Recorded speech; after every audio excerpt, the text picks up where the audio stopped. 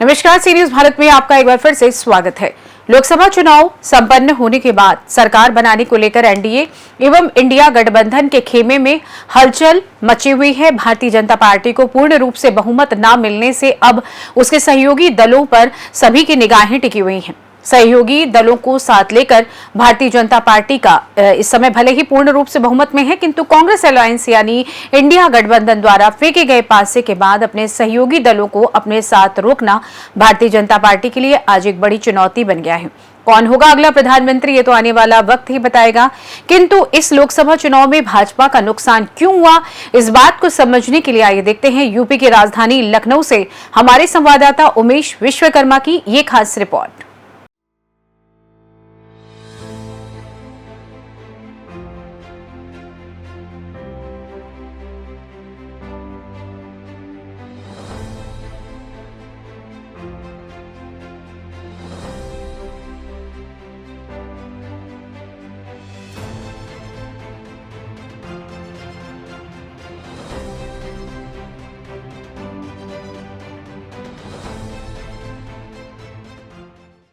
लोकसभा चुनाव संपन्न हो जाने के बाद अब कयास लगाए जा रहे हैं कौन होगा अगला प्रधानमंत्री, क्योंकि अगर देखा जाए एनडीए गठबंधन में भाजपा पूर्ण बहुमत की ओर नहीं है या वहीं पे इंडिया गठबंधन की बात करें तो इन लोगों ने जो शानदार प्रदर्शन किया है उसके बाद जोड़ तोड़ की राजनीति चालू हो गई है। दिल्ली में चल रही बैठक को लेकर यहाँ राजधानी लखनऊ में तमाम कयास लगाए जा रहे हैं। लोगों का मानना है कि उत्तर प्रदेश में जिस तरह भाजपा का खराब प्रदर्शन हुआ है इसके पीछे क्या वजह है, इस बात को लेकर गली चौराहों तक चर्चाएं हो रही हैं। जी नमस्कार, मैं हूं उमेश विश्वकर्मा, आप देख रहे हैं सी न्यूज़ भारत। इस समय राजधानी लखनऊ के कृष्णा नगर क्षेत्र स्थित सहस्त्रवीर मंदिर प्रांगण के पास में हैं। यहाँ पर चाय पानी की दुकानों पर आप देख रहे हैं कि लोग सिर्फ एक ही चर्चा कर रहे हैं, कौन होगा अगला प्रधानमंत्री।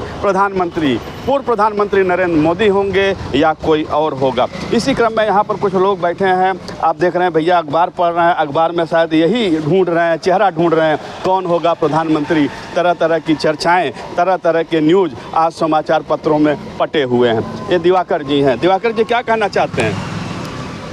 कहना ये है, देखिए सरकार कोई भी बने, किसी की भी सरकार हो, लेकिन विपक्ष मजबूत होना चाहिए। विपक्ष जब मजबूत होगा तो देश का विकास होगा। विपक्ष तो मजबूत हो ही चुका है। हाँ, तो वो बड़ी खुशी की बात है, विपक्ष मजबूत हुआ है। मन माने ढंग से जो इन लोगों का जो चल रहा था सिस्टम, जो कानून पारित कर रहे थे, तमाम किसान धरना प्रदर्शन पर मर गए, उनकी कोई सुध नहीं ली गई। उसके बाद किसानों के लिए कीले भाले और रोडों में खाइयाँ खोद दी गई। किसानों की मांग नहीं मानी गई और ना ही किसानों को दिल्ली पहुंचने दिया गया। तो इसका खामियाजा इन्होंने भोगा है। दूसरी बात, यूपी में जो इनका माहौल बिगड़ा है ये योगी जी की वजह से बिगड़ा है, क्योंकि योगी जी ने जहाँ भी बुलडोजर चलाया गरीबों की बस्तियों पर चलाया, तमाम गरीबों की बस्तियाँ उजाड़ी गई।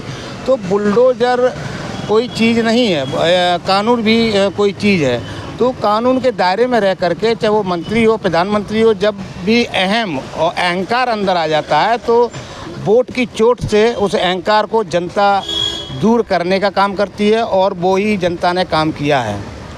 आप कह रहे हैं कि योगी जी ने गरीबों को बुलडोजर चलाया। योगी जी कह रहे हैं कि हमने माफियाओं पर घरों पर बुलडोजर चलाया, उनकी संपत्तियों पर बुलडोजर चलाया है। अभी वो नाम याद नहीं आ रहा है, लखनऊ में यहाँ जो बुलडोजर चलाया गया था, जो अकबर नगर में कौन सा माफिया था, कौन सा गुंडा था, कौन सा बलात्कारी था। इनके बलात्कारी सेंगर हैं और दुनिया के हैं जिन्होंने खिलाड़ियों ने आरोप लगाए, एक के यहाँ भी बुलडोजर नहीं गया। जो भी बीजेपी में जो भी सम्मिलित हुए हैं, जो भी बीजेपी के हैं, जैसे टैनी के लड़के ने गाड़ी से किसानों को रोक दिया गया, कितना बुलडोजर चला है। और यहाँ उन्नाव में सेंगर जी के यहाँ बलात्कार का केस लगा, उनके ऊपर लड़की की हत्या कर दी गई, वकील की हत्या कर दी, कितना बुलडोजर चला। तो माफियाओं पर बुलडोजर नहीं चला है, विपक्ष पर बुलडोजर चला है। दूसरी बात, गरीबों की झोपड़ियों पर बुलडोजर, उससे जनता में बहुत आक्रोश था। उस आक्रोश को लेकर के जनता ने इनको मुंह तोड़ जवाब देने का काम किया है। अभी भी इनका बुलडोजर नहीं रुका तो 2017 में उत्तर प्रदेश में सुपड़ा साफ हो जाएगा। फिलहाल अब ये लोग तो जो है बहुमत की ओर हैं अपने गठबंधन को लेकर, तो क्या लगता है प्रधानमंत्री बन पाएंगे नरेंद्र मोदी जी? नहीं, देखिए मैं वही बात दोहराऊंगा, प्रधानमंत्री की बात नहीं है, विपक्ष मजबूत होना चाहिए। प्रधानमंत्री चाहे नरेंद्र मोदी बने, चाहे प्रधानमंत्री कांग्रेस की तरफ से कोई बने, उसका मतलब नहीं है, लेकिन विपक्ष अब मजबूत है, मन माने ढंग से कोई कार्य नहीं कर पाएंगे। अरे जनता ने विपक्ष को इतने मजबूती इस बार दी है, चुनाव में इतनी सीटें इन लोगों की आई हैं, तो कम से कम वो तो उनके जहन में रहा होगा कि जो है मोदी जी को प्रधानमंत्री नहीं चाहते हैं, क्योंकि लोकसभा का चुनाव था। अब तो मुद्दा यही है ना कि प्रधानमंत्री कौन बनेगा। नहीं, प्रधानमंत्री के ऊपर चुनाव ये हुआ होता, प्रधानमंत्री के चेहरे पर चुनाव हुआ होता और वोट जनता प्रधानमंत्री चेहरे को देख के देती तो ये स्थिति नहीं होती, क्योंकि नरेंद्र मोदी को सब समझ चुके हैं। नरेंद्र मोदी ने जब से वो 2014 से आए, झूठ बोलने के अलावा कुछ नहीं किया। 2 करोड़ रोजगार, 15 लाख रुपए वगैरह वगैरह, डिजिटल इंडिया, उन्होंने एक नौटंकी और फैलाई, जनधन खाते खुलवाए, तो लोगों ने ये सोचा जनधन खातों में पैसा आएगा, ये होगा वो होगा, कुछ नहीं हुआ। यही तो सवाल मैं कर रहा हूँ कि क्या कौन सा चेहरा होना चाहिए प्रधानमंत्री का, किस तरह का चेहरा होना चाहिए। देखिए, प्रधानमंत्री सिर्फ नाम का प्रधानमंत्री होता है, देश चलाता है IAS, और जो सरकारी मशीनरी पे कब्जा कर लेते हैं, चाहे वो प्रधानमंत्री हो चाहे मुख्यमंत्री हो, फिर देश बर्बाद होता है। जब तक IAS अपने ढंग से देश के हित में कार्य करते हैं और संस्थाएं कार्य करती हैं, तो उनको जब कार्य नहीं करने दिया जाता है, तभी जो है देश बर्बादी की कगार पर पहुंचता है, और बर्बादी की कगार पर पहुंचा दिया। इतना कर्जा कर दिया भारत देश पे, और इतनी संस्थाएं बेच डाली। भाई इन्होंने कोई नया काम तो किया नहीं, ना कोई एम्स खुलवाए, ना कोई डिग्री कॉलेज खुलवाए, ना प्राइमरी विद्यालय खुलवाए, शिक्षक नहीं है, शिक्षक लाठियां खा रहे हैं। आपके लखनऊ में 69,000 भर्ती वाले शिक्षकों पर पेल के लाठियां बरसाई जा रही हैं, तो ये जनता देख रही थी। अजय जी, देखा जाए विपक्ष या कहूँ इंडिया गठबंधन ने बहुत दमदारी के साथ चुनाव लड़ा है और अच्छी सीटें लाए हैं इन लोगों ने। उत्तर प्रदेश में भाजपा को तो बड़े शर्म की स्थिति रही, अयोध्या की सीट भी नहीं बचा पाए। अब रही बात गठजोड़ की हो रही है, अभी भी गठबंधन के लोग अपना गुड़ा गणित लगा रहे हैं कि किस तरह हमारा प्रधानमंत्री बने। चंद्रबाबू नायडू को आकर्षित किया जा रहा है, नीतीश जी को आकर्षित किया जा रहा है। क्या लगता है कि गठबंधन के लोग अपने इस मंसूबे में सफल हो पाएंगे? हो भी सकते हैं। नीतीश बाबू ये देश हित में सोच रहे हैं, और चंद्रबाबू नायडू ये देश हित में सोच रहे हैं, जो देश के जो बुरे हालात हो गए हैं, तो उस हालात को लाने के लिए। और दूसरी बात, ये जो चुनाव हुआ है, ये युवा ने चुनाव लड़ा है, ये पार्टी ने चुनाव नहीं लड़ा है, ये युवाओं ने चुनाव लड़ा है। युवा बेरोजगार हो गया, 10-10 वैकेंसियाँ मतलब जो है पर्चे लीक करा दिए गए। अब बच्चे ओवर एज हो गए, तो उन बच्चों ने आक्रोश में आकर के बीजेपी के अपोजिट में वोट डाला है, क्योंकि युवाओं के अंदर बहुत जोश था।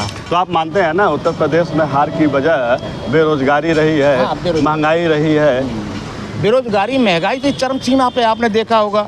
अब तो वो तो को उस तरीके का बहुमत नहीं मिला है इनको, नहीं तो शहर के शहर बेच दिए जाते। ये लखनऊ शहर अडानी को दे दिया जाता, और पता लगे ये खोमचे वाले हैं, ठेले वाले हैं, ये सब अडानी के मॉल में जा कर के हम 40 रुपये वाला केला 100 रुपये में ख़रीदना पड़ता हमको। खेल खेल में, बातों बातों में आप तो बुराई कर रहे हैं, लेकिन बता नहीं रहे हैं कि गठबंधन की तरफ से क्या नरेंद्र मोदी का ही चेहरा वापस आएगा और या जो है कोई और होगा। देखिए, लड़ाई दोनों तरफ मजबूत है, इसलिए कुछ कहा नहीं जा सकता। दोनों ही मजबूत हैं, विपक्ष भी मजबूत है और पक्ष भी मजबूत है, तो इसलिए कुछ नहीं कहा जा सकता किसकी सरकार बनेगी। खुशी इस बात की है कि विपक्ष अब मजबूत मिल गया। चाहे जिसकी सरकार, कांग्रेस की सरकार बने तो विपक्ष मजबूत है, अनशन नहीं कर पाएंगे। बीजेपी की सरकार बनेगी तो विपक्ष मजबूत बैठा है, गलत सलत नहीं कर पाएंगे। सबसे खुशी की बात तो ये है कि हमारे भारत के युवाओं ने और भगवान राम ने जो तमाचा मारा है, अयोध्या से भगाया है। कहना जब ये कह रहे थे, बार बार यही भाषण दे रहे थे, कहना को राम भक्तों पर गोलियां चलवाने वाले और ये करवाने वाले, तो भगवान राम ने जो गोलियां चलवा रहे थे उनके पक्ष में भगवान राम पहुंच गए। सोचिए, भगवान राम उनके पक्ष में पहुंच गए। जो बता रहे थे कहना भगवान मतलब राम भक्तों पर गोलियां चलवाई, उनके पक्ष में राम पहुंच गए और राम ने इनको खुद भगा दिया। पूरे देश में नहीं, पूरे विश्व में थू-थू हो रही है राम मंदिर को लेकर के। अयोध्या हार गए आप, और क्या लोग।